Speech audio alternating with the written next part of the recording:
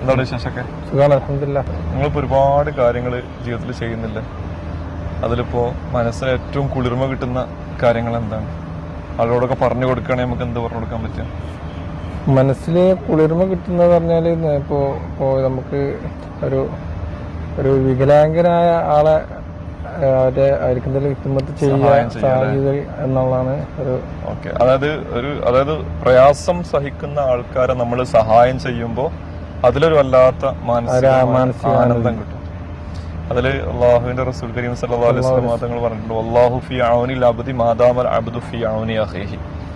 ഒരാളെ സഹായിക്കുകയാണെങ്കിൽ ആ സഹായിക്കുന്ന കാലത്തോളം അള്ളാഹു അവനെ സഹായിച്ചുകൊണ്ടിരിക്കുന്നതാണ് ശരിക്കും. മാത്രമല്ല റസൂൽ തങ്ങൾ മദീനത്തെ പള്ളിയിൽ എഴുത്തുകാഫിരിക്കുന്നതിലേറെ പ്രതിഫലം നിങ്ങൾ ജനങ്ങൾക്ക് സേവനം ചെയ്യുന്നതാണ് എന്നുള്ള ഒരു സന്ദേശം ജനങ്ങൾക്ക് സ്വഭാവത്തിന് കൊടുത്തിട്ടുണ്ടായിരുന്നു. അതേപോലെ നമുക്ക് ഇപ്പോ അടുത്തൊരു അനുഭവം ഉണ്ടായത് തന്നെ ഞാൻ ഇവിടെ പറയണ്ട, ഈ പള്ളിയിൽ ഞാനിങ്ങനെ ഇന്നിപ്പോ കാല് കടഞ്ഞ്, അപ്പോ തൊട്ടടുത്ത് ഒരു വീൽ ചെയറിൽ ഒരാൾ വന്നിട്ട് അവിടെ നിന്നു. അവിടെ വീൽ ചെയറിൽ വന്നിട്ട് വണ്ടിയുടെ കഷ്ടപ്പെട്ട് അയാള് ഒരു കാലിന് ഇതില്ല, കാലിന് സ്വാധീനമില്ല. അപ്പോ നമ്മുടെ മനസ്സൊക്കെ ആകട്ടെ, കാരണം നമുക്ക് അത് നമുക്ക് കാണിച്ചു തന്നായി തോന്നിയത് ഇതിലേറെ വേദനകൾ സഹിച്ചിട്ടാണ് ഇവരിവിടെ പള്ളിയിൽ എത്തിയത്. അപ്പോ നമ്മളെ വേദനകളൊന്നും ഒരു വേദന ഇല്ല എന്നുള്ള ഒരു കാല് കടയുമ്പോൾ നമുക്കൊരു ഇതല്ലോ, ചെറിയ ചെറിയ വേദനകൾ.